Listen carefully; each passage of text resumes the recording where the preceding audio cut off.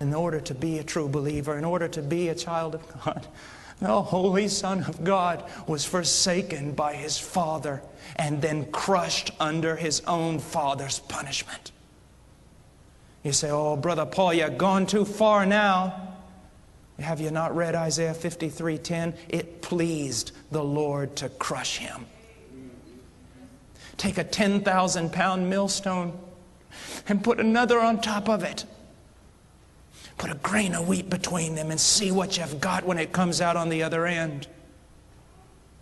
Take a dam 100,000 miles high and 100,000 miles wide and have it break in front of you.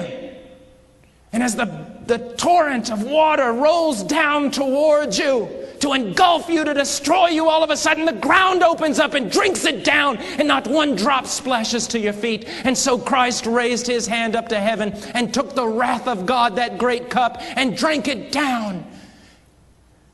And when He cried out, "It is finished," He turned it over and not one drop came out.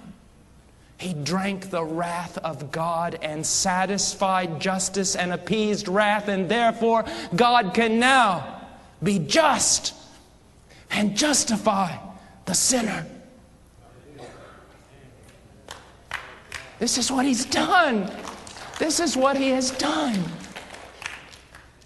The Puritans spoke a lot about repentance, not only from sin, but repentance from good works. You say, what do you mean?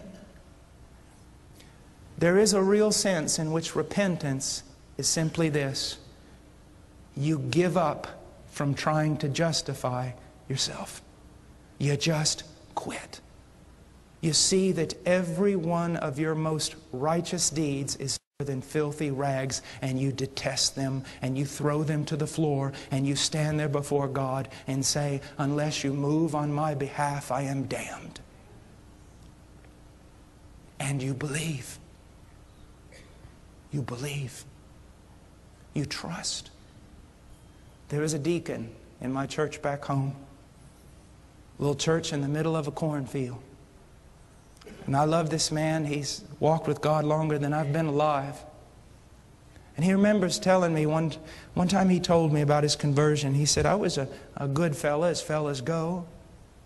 He said, but the preacher said something that morning and it stirred my heart, and I thought, what does it mean to believe? What does it mean to believe? He went up in his hayloft and he was just walking around. And he said he found himself finally with his toes hanging over the edge of the loft, just kind of standing there.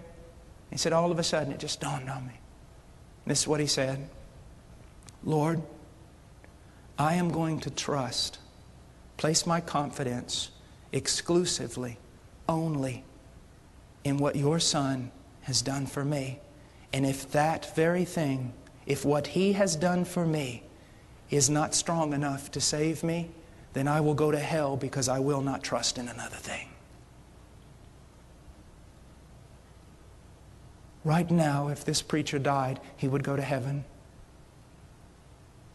Not because I spent years in the jungles and the Andes Mountains of Peru. Not because of piety, devotion, or Bible study. Not because of denominational affiliation, baptism, or participation in the Lord's Supper. If I died right now, I would go to heaven, because 2,000 years ago, the Son of God shed His blood for this wretched man. And that is my hope. And I expect that that scarlet thread is strong enough to hold me when I swing out into eternity upon it.